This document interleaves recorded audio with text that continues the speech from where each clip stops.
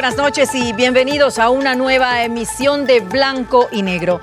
El pasado martes 1 de octubre, el presidente de la República, Lenín Moreno, anunció en cadena nacional las nuevas medidas económicas para superar la crisis que mantiene el país. Varias han sido las reacciones de los sectores políticos, económicos y sociales ante estas decisiones. Desde el jueves 3, gremios de transportistas y organizaciones sociales paralizaron el país con movilizaciones permanentes como presión para que el primer mandatario derogue el decreto 883 que libera el precio del diésel y de las gasolinas extra y Ecopaís. ¿Pero qué implican estas medidas económicas? ¿Con ellas se logrará superar la crisis en Ecuador? Este es justamente el tema que vamos a abordar aquí esta noche.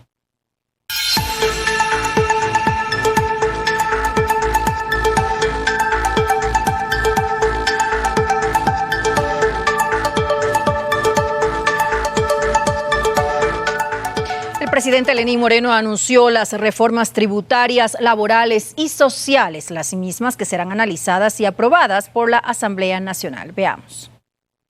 Queridos compatriotas, mediante un mensaje a la nación, el presidente Lenín Moreno anunció las medidas que adoptará su gobierno para mejorar varios aspectos de la economía nacional. Las decisiones que he tomado son decisiones postergadas durante décadas. Muchos de mis opositores, muchos de mis críticos y futuros candidatos no lo van a decir en público, pero lo dicen en privado y lo saben, que esta es la decisión clave para el futuro del Ecuador. El primer mandatario anunció que no se subirá el impuesto al valor agregado, IVA, que se mantendrá en el 12%, pero sí se liberarán otros valores. He firmado el decreto que libera el precio del diésel y de la gasolina extra. Y para proteger a quienes se pudieran ver afectados por la medida, añadiremos 300.000 familias al millón que ya reciben los distintos bonos. Varias medidas benefician directamente al sector productivo. Estamos eliminando o reduciendo los aranceles para maquinaria, para equipos y para materia prima, tanto agrícola cuanto industrial. No hay sector que cree más plazas de trabajo que la construcción. Para apoyarla, a partir del mes de noviembre ampliaremos nuestro programa Casa para Todos, añadiendo $1.000 millones en créditos hipotecarios a una tasa del 4.99%. El jefe de Estado plantea reformas al sector laboral, mismas que se aplicarían para nuevos contratos. Nuevas modalidades de trabajo para quienes inician un emprendimiento. Igualmente, nueva modalidad de contrato de reemplazo en caso de licencia de maternidad y paternidad, así como enfermedades catastróficas. Facilidades para el teletrabajo y contratos por periodo determinado. También destacó las acciones que el Estado aplica en favor de la economía local. Las medidas adoptadas marcan, según lo expresado por el mandatario, una segunda etapa en su gobierno en la que se trabajará para generar más fuentes de empleo y mejorar la economía ecuatoriana. Coralía Pérez, Medios Públicos. Como positivas califican algunos analistas económicos las decisiones adoptadas por el régimen. Añaden que se requiere un equilibrio para que no afecte la economía de los ciudadanos. Como recursos mal utilizados, contribución al contrabando y al calentamiento global es la definición de analistas económicos para el subsidio del combustible. Su eliminación es considerada como una decisión histórica que debió tomarse hace muchos años. Una tercera parte de todos los ingresos petroleros de la historia del Ecuador se han ido en subsidiar combustible. Es un verdadero pecado de la sociedad ecuatoriana. Yo pienso que detrás de eso está de que el subsidio de transporte urbano se va a mantener y no van a subir las tarifas de los buses. También celebran la eliminación del impuesto a la renta que limita el crecimiento de los emprendedores. ¿Cómo pueden cobrar un anticipo de un impuesto si las empresas todavía no saben si van a ganar o van a perder dinero? Sin embargo, consideran que la contribución especial a las empresas que perciben ingresos por más de $10 millones debería regularizarse según el margen de ganancia. Los 10 millones es algo arbitrario. Es decir, una empresa que vende $9.999.999 no paga. La contribución debería ir por el lado de las que más dinero ganan, porque pueden haber impuestos de empresas que venden mucho y pierden plata. Mientras para la reducción del 50% del impuesto a la salida de divisas, lo fundamental es que no existe esa restricción para la entrada y salida de capital. Mariuxi Buenaño, Medios Públicos. Y para conversar sobre esto, saludamos y presentamos a nuestros invitados de esta noche. Ellos son el economista Pablo Dávalos, él es analista económico, y también nos acompaña el economista José Hidalgo, director general de Cordes. Hacemos una breve pausa y enseguida continuamos junto a ustedes. No se vayan, esto es Blanco y Negro.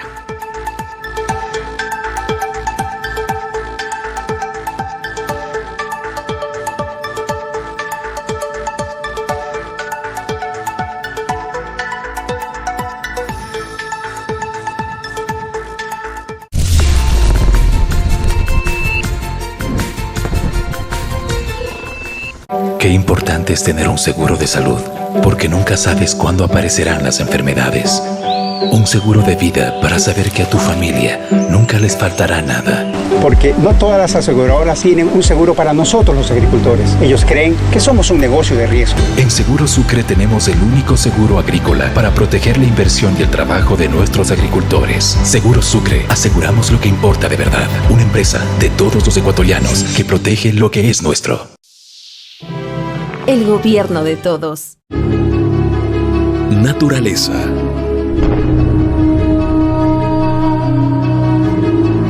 Avances tecnológicos.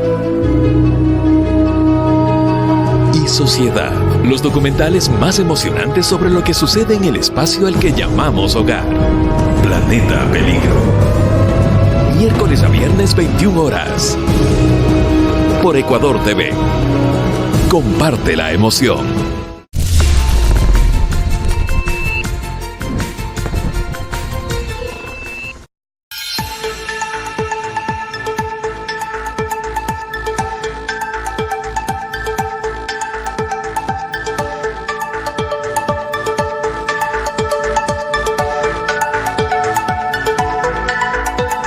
Gracias por continuar junto a nosotros en Blanco y Negro. Iniciamos con el economista Hidalgo. El gobierno tenía dos opciones que parecían necesarias y claras. La una era el aumento del IVA en 3, posiblemente o 4 puntos, y la otra la eliminación de los subsidios a los combustibles, como se lo hizo. ¿Usted considera que se tomó en este caso la mejor alternativa entre estas dos opciones? Bueno, en realidad las opciones son varias, pero el objetivo es uno solo. El objetivo por el cual el gobierno está tomando estas medidas es cerrar el déficit fiscal, reducir las necesidades de financiamiento, que son hasta ahora bastante altas. Con eso reducir el riesgo país y por lo tanto mejorar las condiciones de financiamiento, no solo para el sector público, sino también para el sector privado. Entonces, para reducir un déficit fiscal hay dos vías. Aumenta ingresos o reduce gastos. Lo que está haciendo el gobierno en la actualidad es reducir el gasto a los subsidios que venía representando, bueno, como se dijo en la introducción, casi una tercera parte de los ingresos petroleros que recibe el Ecuador por exportación de crudo. Obviamente es una medida que va a tener un impacto en el nivel de precios, que va a tener un impacto también por lo tanto en el consumo. Lo mismo iba a pasar con el IVA, pero lamentablemente estamos en una situación en la cual corregir los desequilibrios que tiene la economía ecuatoriana implica necesariamente en un primer momento medidas de ajuste que tienen justamente estas consecuencias sobre el consumo o sobre los precios. Pero esta medida de ajuste no era necesaria, y no era necesaria ya desde, estamos hablando hace 40 años atrás, es decir, seguir subsidiando a los combustibles era un perjuicio para el Ecuador, el Estado, que le ha costado miles de millones de dólares. Estamos hablando que en este momento son 1.300, 1.400 millones de dólares. Muchas gracias, un saludo muy cordial a todas las personas que están con nosotros, un saludo a José.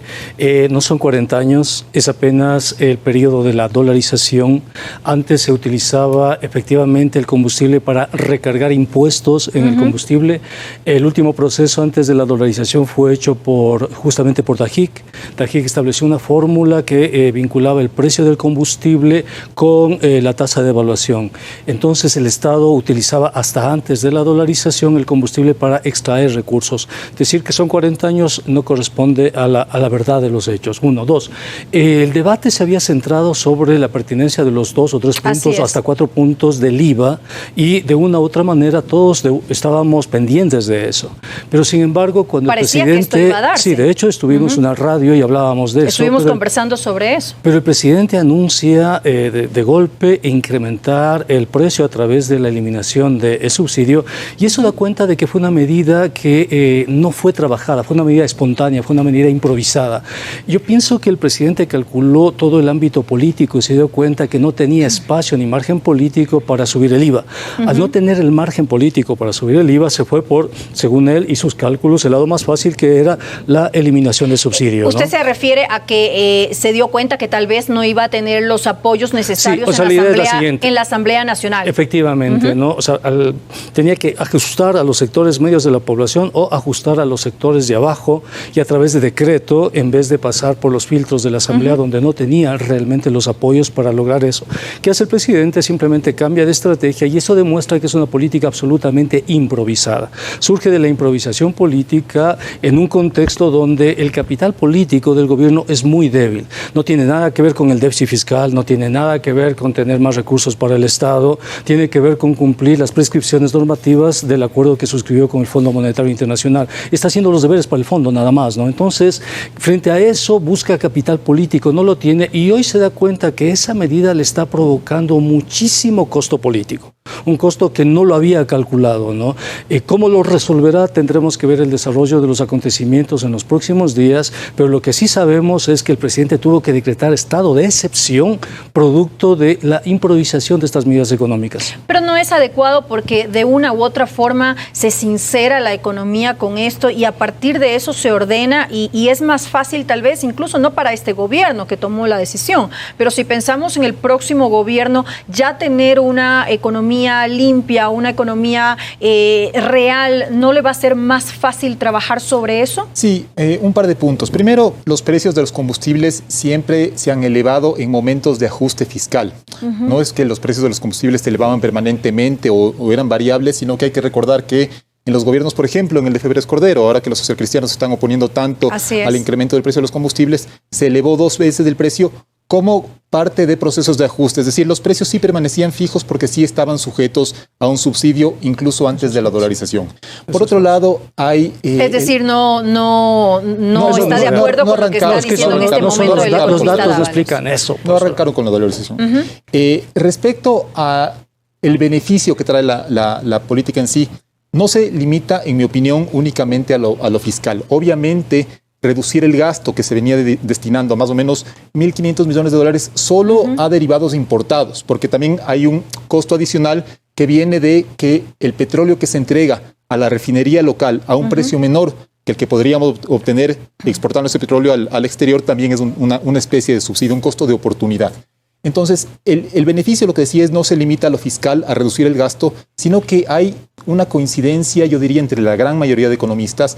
Hay estudios del BID, del Banco Mundial, que sí lo ratifican, que el subsidio de los combustibles es regresivo en la medida en que favorece, sobre todo, no únicamente, pero sobre todo, a estratos socioeconómicos no pobres. Es decir, el ejemplo más típico es la gasolina extra, cuyo precio ahora se está liberando, es utilizada principalmente en autos o vehículos livianos de uso particular, que no son propiedad por lo general, no digo que sea toda la totalidad de los casos, pero de los hogares más pobres. Entonces, es un hogar no pobre que está consumiendo gasolina a un precio que el Estado le está subsidiando, pudiendo utilizar esos recursos para un fin mejor. Entonces, más allá de que los próximos presidentes hereden ya una situación más transparente de los costos de los combustibles, el tema principal es que se está eliminando un gasto que era sumamente injusto desde lo social, porque en un país con tantas necesidades como el Ecuador, hay seguramente muchos mejores destinos para esos fondos que mantener baratos los precios de los combustibles. Ahora, también se habla de que se estaba promoviendo, digamos, el contrabando, porque también nuestra gasolina salía a países vecinos como Perú o como Colombia. Lo que el ciudadano de la calle se pregunta es, dice, bueno, ¿por qué el presidente Moreno aprueba una ley que beneficia a grandes grupos en 4.000 millones y yo hoy tengo que pagar un pasaje y no tengo empleo de 50, 60 centavos? ¿Por qué hablamos de que beneficia a grandes grupos? Porque estamos viendo un claro ejemplo de asimetría en la política fiscal, es decir, se beneficia a un determinado sector de la población y se castiga a otro sector. Entonces tienes un grupo de grandes empresarios que se beneficiaron, petroleras, etcétera, de una remisión de utilidades, multas, etcétera, de varios cientos y miles de millones, y ahora, mira, lo que vas a conseguir no llega a los $1.000 millones, y vas a hacer que esos $1.000 millones paguen los más pobres, en un contexto donde tenemos un desempleo que bordea alrededor del 60%, ¿no?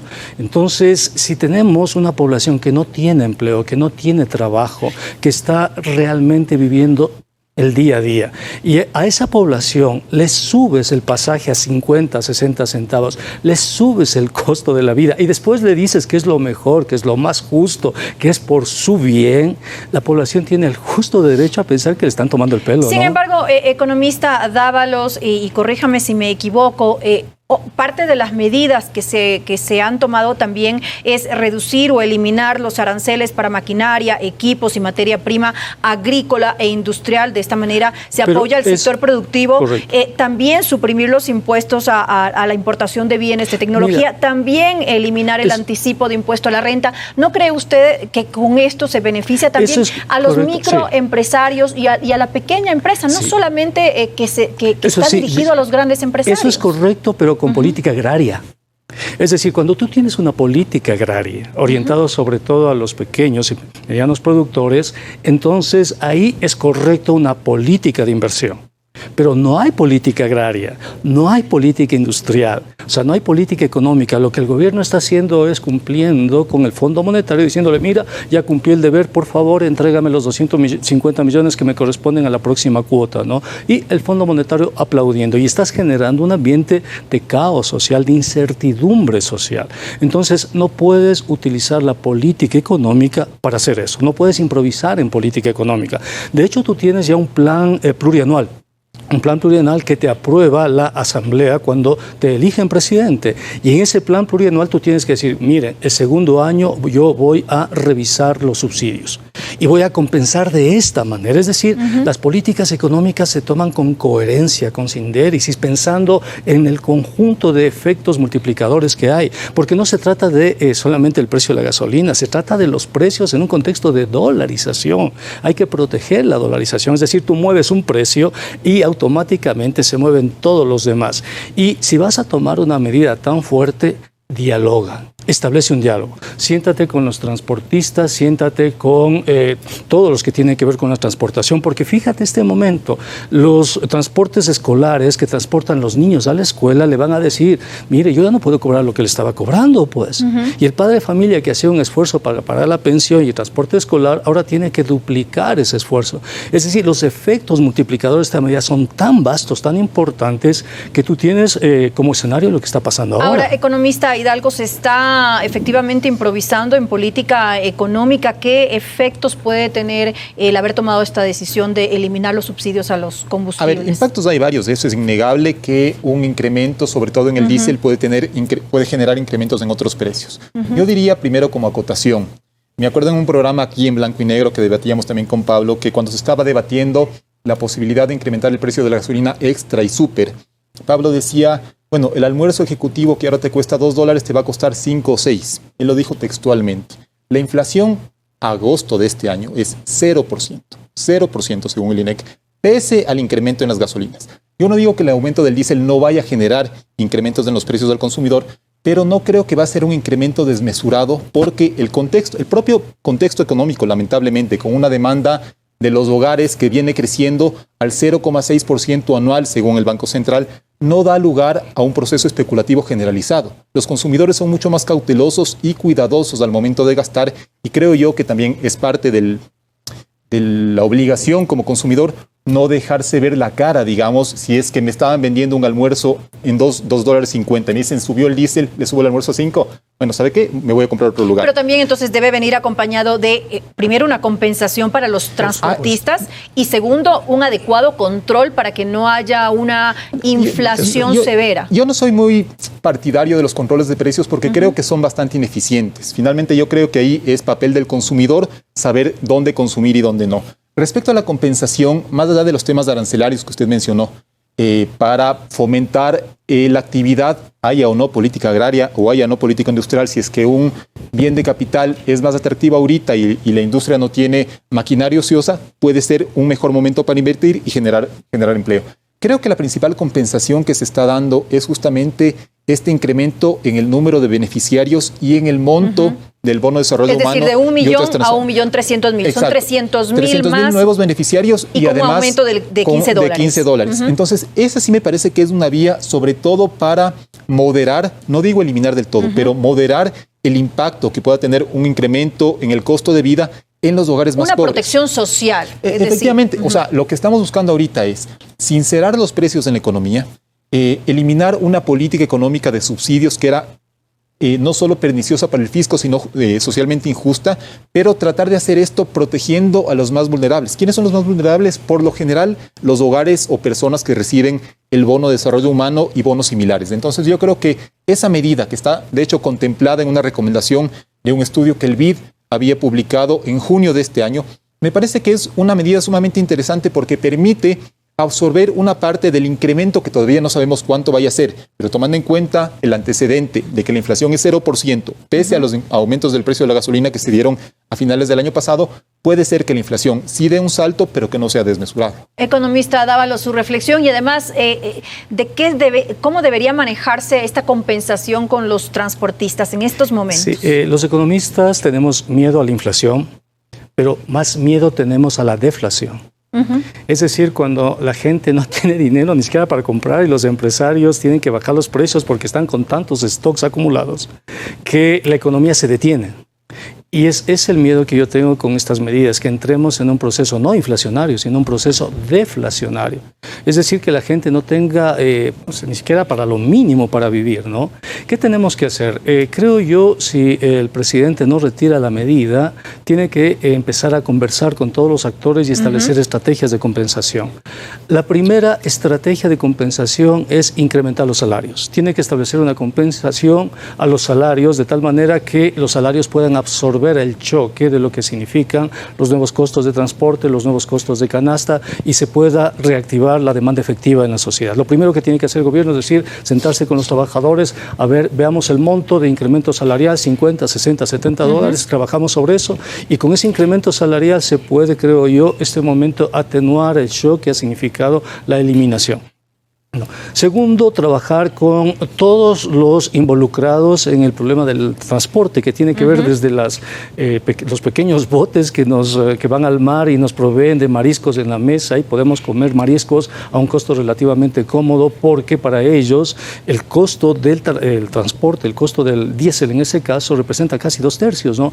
Establecer estrategias de apoyo a la microempresa, estrategias de apoyo a los pequeños productores, estrategias de apoyo que permitan frenar la intermediación, por ejemplo, a través de mercados mayoristas en las grandes ciudades, es decir, no son suficientes las medidas o sea, política económica en serio, política económica de verdad, no esa improvisación de política económica, ahora, sino pensar en serio en el país. Usted habla de que debería sentarse a dialogar, el gobierno ha dicho en varias ocasiones que está abierto, sin embargo, no parece que la postura de los transportistas en este momento es la de diálogo y tampoco sabemos qué va a suceder con la CONAIE, tampoco sabemos qué va a suceder con los trabajadores, es decir, se pueden unir a estas manifestaciones. Porque se necesitan gestos. El presidente ha dicho, yo no voy a moverme de la medida, pero el presidente tiene que decir, pero voy a establecer estrategias de compensación a todos los sectores directamente involucrados. Porque si el presidente dice, yo no me voy a mover de la medida, los otros también dicen, nosotros tampoco nos vamos a mover. Y ahí entramos en un impasse. Pero si el presidente les dice a los trabajadores, bien, sentémonos a conversar el nuevo incremento salarial, que de tal manera que el salario absorba, si tú quieres, los costos, ¿no? De pronto 50, 60 dólares a la remuneración básica unificada.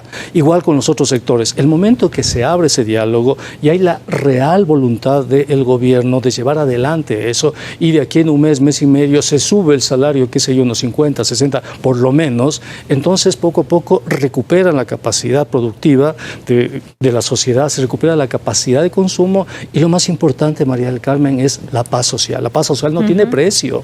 La paz social es el bien más importante y hay que defenderla a toda costa. Bajo ninguna circunstancia podemos motivar la violencia, sea de donde sea. Economista Hidalgo, ¿cuál es su posición al respecto? Y además, ¿Sería adecuado que el gobierno considerara mover justamente las medidas, dar marcha atrás, o eso realmente no hablaría bien en estos momentos de la posición que debería tener firme el gobierno ante las medidas que ya fueron anunciadas? Sí, no solo porque gobernar implica también tomar decisiones que son impopulares, pero que no, a ningún gobierno le gusta tomar medidas de ajuste. O sea, yo creo que el principio básico, y que seguramente estaremos de acuerdo con Pablo, consecuencias políticas. O sea, no, de hecho, entonces, o sea, yo como padre de familia tampoco me gustaría llegar a la casa y decirle, ¿saben qué? Desde mañana ninguno va al colegio y todos comemos solo arroz con huevo de aquí en adelante todos los días.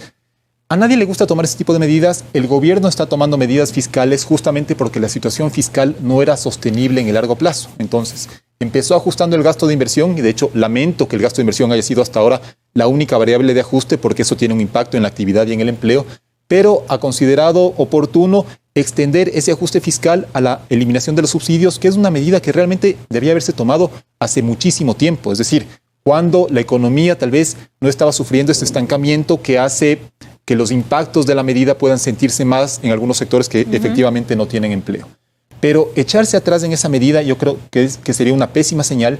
Y lo que sí se debería conversar, no solo a nivel de gobierno central, sino también a nivel de gobiernos locales, municipales principalmente, es si es que es necesario incrementar la tarifa del transporte urbano y en cuánto hacerlo. Tampoco es cuestión de decir asumir la posición de los transportistas sin beneficio de inventario. Entonces, esa sí creo que va a ser un incremento que se va a dar y que obviamente va a sufrir la clase popular que utiliza el transporte público, pero me parece que justamente eso es casi inevitable. Sí creo que la compensación a través del bono de desarrollo humano es una buena medida para eso. ¿Y un aumento de costos también es inevitable?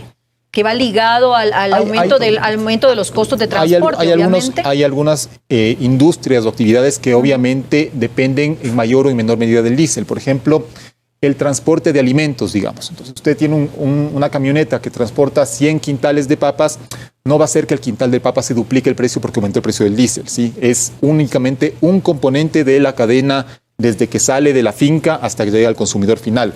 Pero puede darse un incremento también en esa medida. Respecto a los aumentos salariales, yo diría que ahí hay que basarse un poquito en las cifras que muestran las fuentes oficiales. Lo que se pretendía, sobre todo el gobierno anterior, decía vamos a tener, el gobierno además que llevó adelante aumentos salariales, por los cuales ahora el Ecuador en parte es muy poco competitivo. El gobierno lo que decía es, el ingreso familiar tiene que compensar o alcanzar al menos para cubrir el costo de la canasta básica, ¿no es cierto? La canasta básica, para que se entienda, es una canasta de bienes y servicios que incluye alimentación, vivienda, educación, salud e incluso algunos productos de esparcimiento. En la actualidad hay un excedente, ventajosamente hay un excedente entre el ingreso familiar, considerando 1,6 perceptores del salario básico frente al costo de la canasta básica. Y además tenemos una inflación que insisto, está en torno al 0%. Entonces, proponer un incremento salarial de $60 porque el diésel subió y todavía no sabemos qué impacto va a tener en el costo de vida de los ciudadanos, me parece que es desconocer, por un lado, esta realidad, que es decir, que hay este excedente del ingreso familiar sobre la canasta básica, que no digo que eso significa que un hogar sea rico, pero al menos estamos en una situación mejor que antes, y por otro lado, desconocer sobre todo los problemas enormes de competitividad que enfrenta el sector productivo nacional y que en parte explican por qué en el Ecuador no se está generando empleo. Economista Dávalos. Me extraña mucho que se les acuse a los empresarios ecuatorianos de falta de competitividad. Significa que son, no son muy aptos para el negocio, ¿no? ¿Por qué me asombra? Porque resulta que el Ecuador, con los actuales salarios, es el primer exportador mundial de banano. Es el tercer exportador mundial ya de camarón y es el tercer exportador mundial de flores, con los salarios actuales, ¿no? Entonces, el sector privado sí es competitivo, sobre todo a nivel internacional. O sea, no se le puede denigrar al sector privado y decirle que no es competitivo. Pues ¿Usted considera que es competitivo con los altos costos que existen para la producción? Sabes, el año pasado exportamos en camarón más que en banano. En apenas 9 años el país se ha constituido uno de los principales productores de camarón del mundo. En flores, este momento, o sea, participamos con... Pero entonces, para usted no debería haber reformas laborales, no debería haber un apoyo al sector exportador. Te estoy dando los datos, nada más. Muy bien. Te estoy dando los datos. Simplemente los datos para que con esos datos tomes una posición. Te estoy diciendo, el sector camaronero al año 2019, con la actual remuneración básica unificada, el sector camaronero es el tercer productor mundial, ¿no? Y está disputando el segundo lugar. El sector de flores, este momento que además de exportación de flores es de apenas unos 15 años, ya se posiciona en tercer lugar a nivel mundial, por debajo de los Países Bajos y de Colombia, Pero ¿no? sí está de acuerdo, economista. Entonces solamente se estoy indicando. Pero sí está de acuerdo en esos beneficios que se van a dar al sector exportador, esos beneficios tributarios. Lo que pasa es que el sector ¿O no los exportador considera necesarios es ya competitivo, estamos bien, entonces? O sea, por eso lo que a mí me extraña es que ciertos sectores le acusen al empresario nacional de no ser competitivo. O sea, es una falta de respeto a los empresarios nacionales decirles que no son competitivos, decirles que no saben hacer los negocios nomás, decirles que no son competitivos. Porque detrás de eso de que no somos competitivos se busca bajar los salarios, pero resulta que si tú bajas los salarios hay otro empresario en cambio que no puede vender. Porque lo importante de una economía es la capacidad de compra de la economía. El empresario reacciona a la capacidad de compra. El empresario produce para un consumidor y los consumidores son los propios trabajadores. Y eso lo demostró el señor Henry Ford a inicios de los años 20. Se llama Fordismo. Él pagaba a sus trabajadores lo suficiente para que compren los autos que él mismo producía. Pero nuestros analistas y nuestros empresarios a veces piensan en términos del siglo XIX. La competitividad ahora está en la inteligencia artificial, está en procesos de educación, de teletrabajo y todo lo que tú quieras, y no está en reducir salarios, no tiene nada que ver reducir salarios con competitividad, nada que ver. Y el mejor ejemplo es el camarón, pues. O sea, no faltemos el respeto a los empresarios. Economista Hidalgo, pero un poco tomando en cuenta las palabras del economista Dávalos, ¿sí considera usted que es importante dar un apoyo siempre al sector empresarial, justamente porque eso puede traducirse en generación de puestos de empleo? Ahora se está dando apoyo al sector de emprendedor, a los emprendimientos. ¿Considera que esto está de más entonces? No, en absoluto. A ver, primero me explico y me causa mucha gracia lo que dice Pablo, porque la verdad, decir que hablar de la falta de competitividad que sufre el sector productivo nacional es faltarle el respeto a los empresarios, es no haber escuchado en el último año y medio, 2 años o 3 años a los mismos empresarios quejarse de la poca competitividad que tienen. Hay otro tema que me sorprende que Pablo como economista no conozca, que es del tipo de cambio real, que es la variable que los economistas utilizamos para medir la competitividad externa de una economía. Y en el caso del Ecuador, las cifras oficiales, porque me gustaría que alguna vez Pablo mencione una sola cifra. El tipo de cambio real con Colombia, por ejemplo, se ha apreciado más del 20% en los últimos 3 años. Y eso es consecuencia no solo de políticas económicas internas que elevaron los costos de producción por encima de cualquier sustento racional, sino también del fortalecimiento del dólar. Ese es un tema sobre el cual no tenemos mucho que hacer. Es decir, el peso colombiano está en 2.000 pesos por dólar, digamos, hace 3, 4 años. Pasa a 3.500 que está en la actualidad. Los salarios en dólares en Colombia son mucho más bajos que en el Ecuador. Es una realidad que simplemente afecta a la competitividad del sector productivo nacional, sin que eso signifique ni mucho menos faltarles al respeto. En ese contexto de pérdida de competitividad que los propios voceros empresariales han denunciado, el gobierno ha considerado también oportuno, y creo que había recomendaciones de algunos economistas, entre los que me incluyo, de llevar adelante una reforma laboral que permita mejorar las condiciones de contratación, no solo para dar más competitividad al sector productivo, porque hay sectores que, con los costos de despido que tenemos en la actualidad, con la imposibilidad, por ejemplo, de contratar a plazo fijo que tenemos todavía en la actualidad,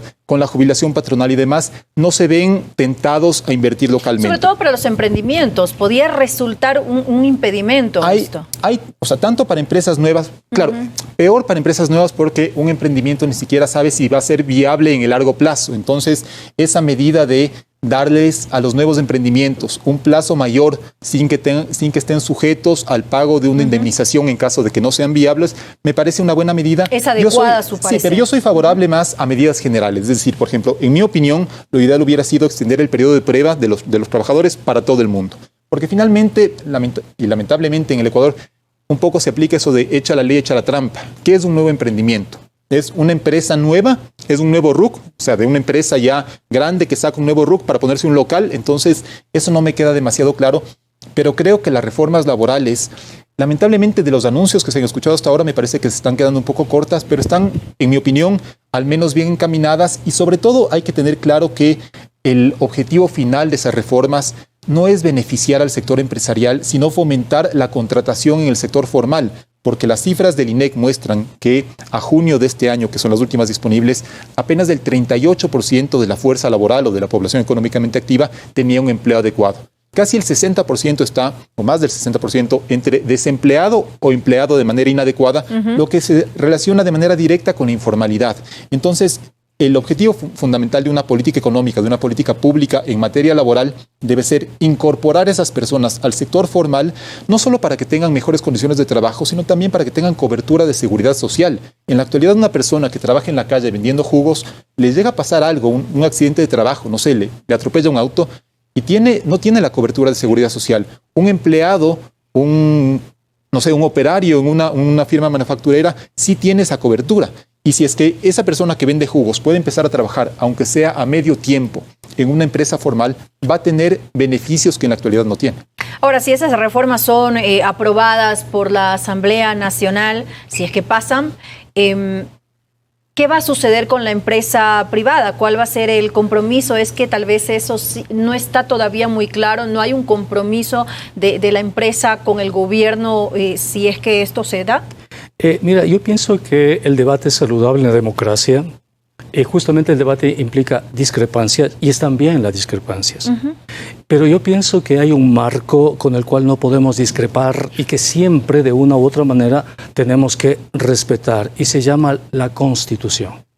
El presidente, de acuerdo al artículo 147 de la Constitución, tiene el deber y el derecho de respetar, cumplir y hacer cumplir la Constitución.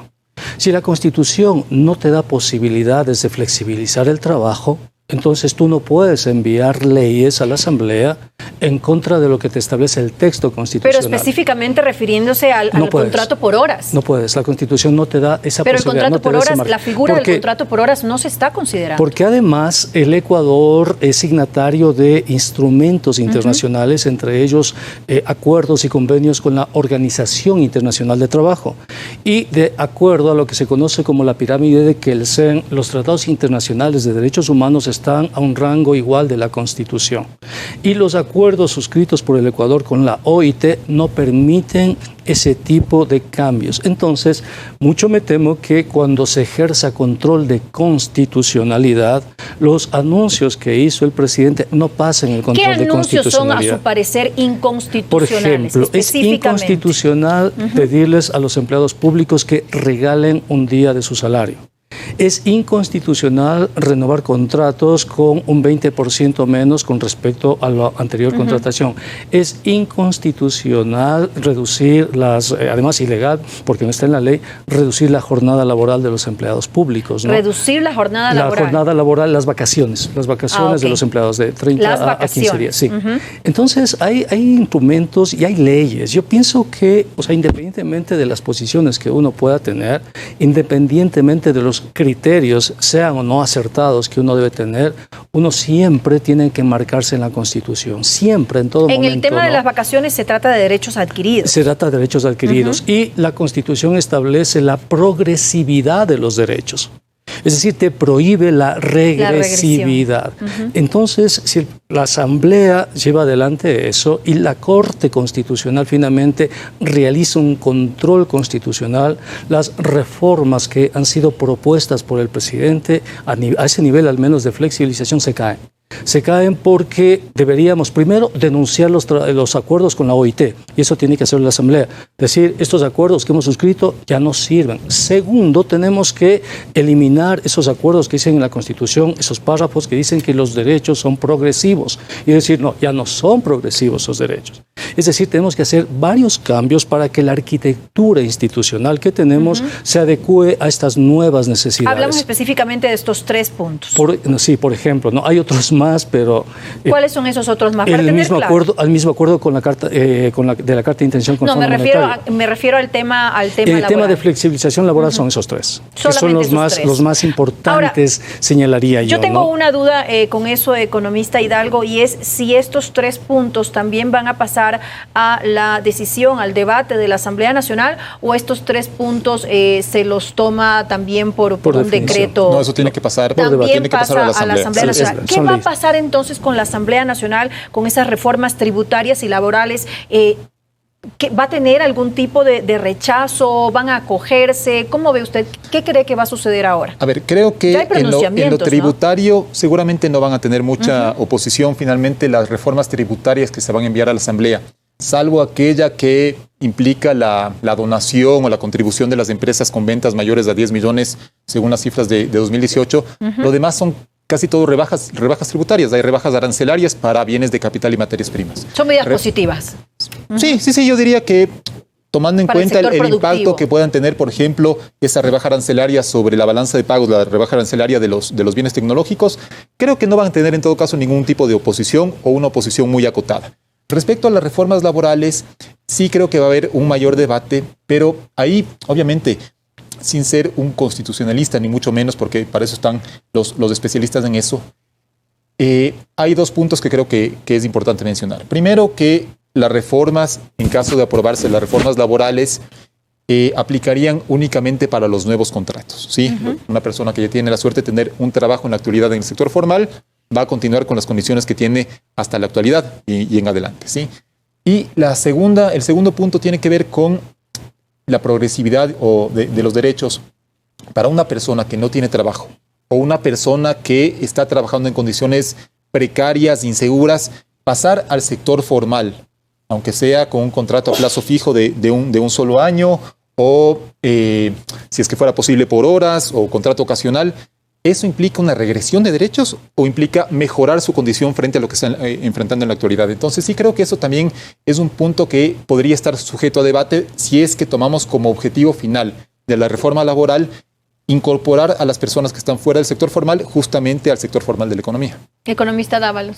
Sí, yo pienso que hay que debatir esos temas, pero sobre todo consultarles a los principales involucrados, formar una mesa de trabajo para que las decisiones que se adopten sean concomitantes y estén en conformidad con la Constitución, con los instrumentos internacionales, con lo que dicen las principales organizaciones de trabajadores del país, porque creo yo, y en eso me mantengo, el principal bien económico que tenemos se llama estabilidad económica. Y, o sea, tú no puedes romper la estabilidad económica por 100 o 1000 millones de dólares, o sea, porque la estabilidad económica, la paz social, realmente no tiene precio, ¿no? Entonces, cualquier tipo de política, en este caso la Asamblea Nacional, si debaten eso, la Asamblea Nacional tendrá que ser responsable, tendrá que cumplir con la Constitución, abrir todo el diálogo para ver la posibilidad de que si esos cambios que se van a introducir están dentro del ordenamiento jurídico, y si están dentro del ordenamiento y permiten de una u otra manera mejorar las condiciones, por supuesto, todos los ecuatorianos estaremos de acuerdo con eso, ¿no? ¿Qué pasa con el control del gasto público? ¿No se vuelve también fundamental? ¿Ha hecho el gobierno lo necesario? ¿Qué queda por hacer? Bueno, ha empezado a hacer un ajuste que se ha limitado lamentablemente al gasto de inversión.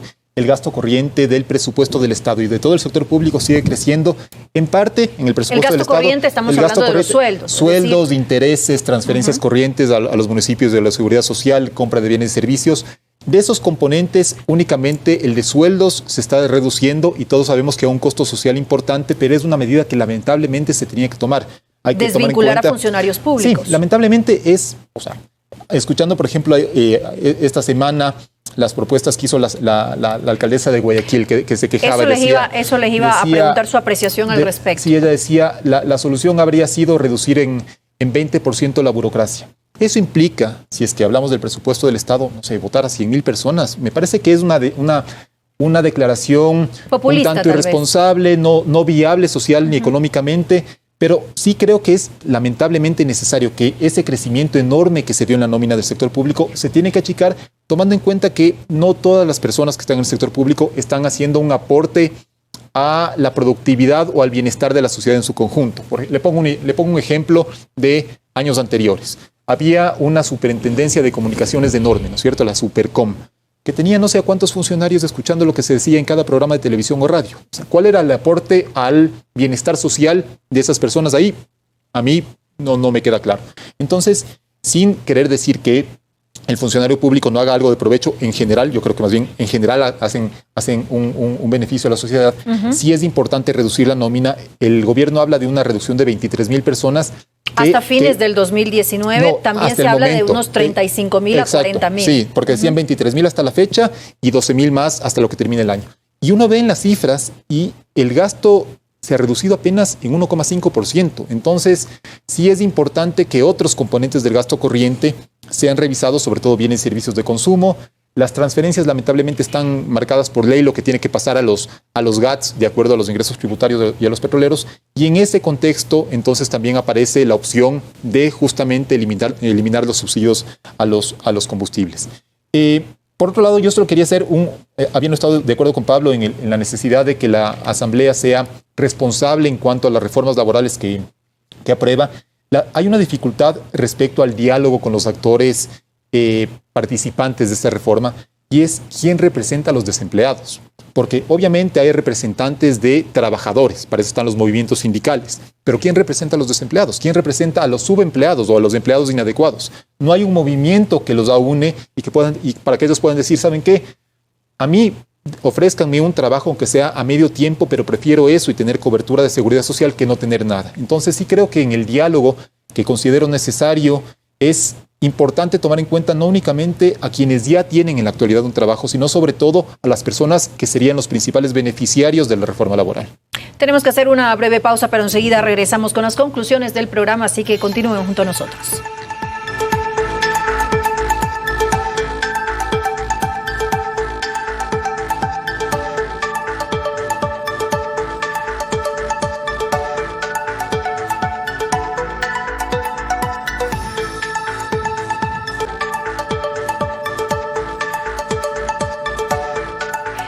Llegamos a la etapa de conclusiones. Economista Dávalos, ¿qué le corresponde ahora al gobierno y qué nos corresponde a todos los ecuatorianos que queremos que esto funcione como Suiza, pero nadie quiere que le toquen el bolsillo?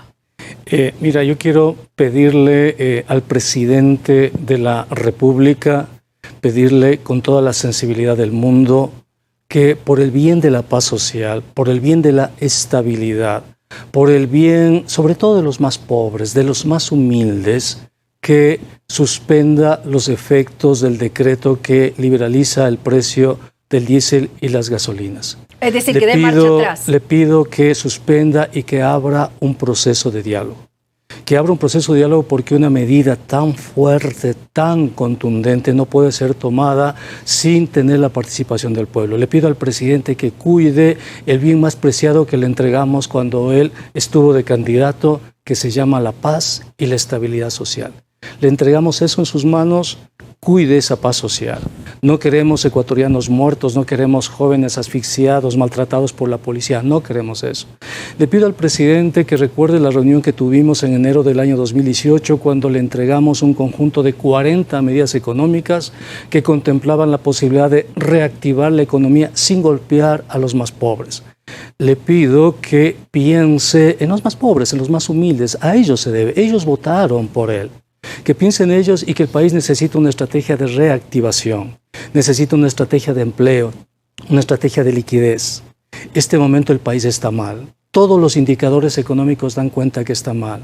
Cuando él recibió la presidencia había 50% de desempleo y subempleo. Hoy hay 60% de desempleo y subempleo. No se ha construido absolutamente nada en estos 2 años, ni siquiera una escuela.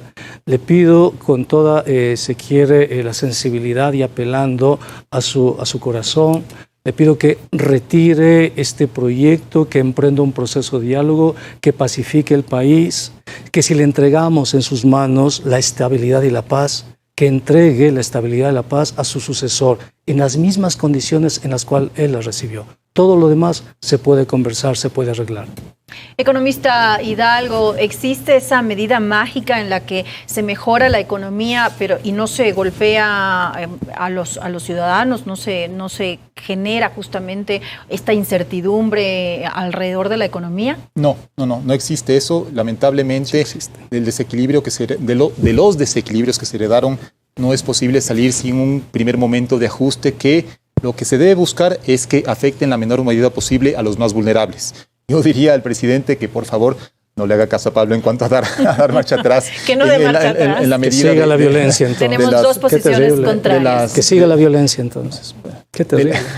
En cuanto a dar marcha atrás al decreto que liberaliza el precio de los combustibles, que no se deje maniatar por grupos mafiosos como los transportistas, que haga respetar la Constitución y la ley y que obviamente procure defender a los más vulnerables vía compensaciones como el incremento del bono de desarrollo humano que permitan absorber el incremento que con toda seguridad el aumento del costo de diésel puede generar en el costo de vida. Pero es importante que para beneficiar a los más necesitados en el Ecuador se genere empleo y crecimiento. Y para lograr un crecimiento sostenible en la economía tiene que haber equilibrio fiscal, que es algo que hay coincidencia en todo el mundo, es decir, cuentas públicas en orden. Y en el caso del Ecuador también un equilibrio externo en el sentido de que volvamos a ser competitivos, para lo cual también se necesitan algunas medidas de carácter laboral. Pero creo que el presidente ha tomado una medida histórica, que es la de eliminar los subsidios de los combustibles, obviamente genera cierta conflictividad social que esperamos que los delincuentes que son capaces de apedrear a una ambulancia de la Cruz Roja no sean los que se queden con la razón, sino que el presidente haga imponer la ley en esas circunstancias, pero que son medidas necesarias para alcanzar un equilibrio que permita generar crecimiento y sobre todo empleo y bienestar social en el largo plazo. Bueno, y con eso me quedo. Quiero agradecer a nuestros invitados por habernos acompañado esta noche y por sus aportes que nos han dado justamente para que sean tomados en consideración. Sin lugar a dudas, el gobierno actual, enfrentando una difícil situación económica, se veía en obligación de tomar medidas necesarias e impostergables para lograr una reducción del déficit fiscal. Medidas que debían ir acompañadas de incentivos, como lo hemos dicho, a los sectores productivos y, por supuesto, de la racionalización del gasto público. Muchas son las posturas a favor o en contra de todas o de algunas de las medidas adoptadas por el Ejecutivo y resulta innegable, como lo hemos repetido en este programa, el impacto económico que siempre acompaña a este tipo de ajustes. Sin embargo, en estos momentos hace falta pensar en el futuro del país, no generando caos en protestas violentas que pueden tener un fondo justo, pero que no aportan a los ecuatorianos. La mejor receta es el diálogo, buscar la forma de compensar el perjuicio que pueda resultar de la aplicación de las medidas establecidas. A los gobiernos les corresponde la ardua tarea de dirigir el destino económico de un país, buscando siempre el mayor nivel de desarrollo, pero sin descuidar la protección social de los más vulnerables. Ya los ciudadanos juzgaremos si las decisiones que se toman son las correctas, analizando no solamente nuestros intereses personales, sino el bien general. Y con esto me refiero a que debemos pensar en las futuras generaciones. Como siempre, gracias por acompañarnos y los esperamos la próxima semana en Blanco y Negro.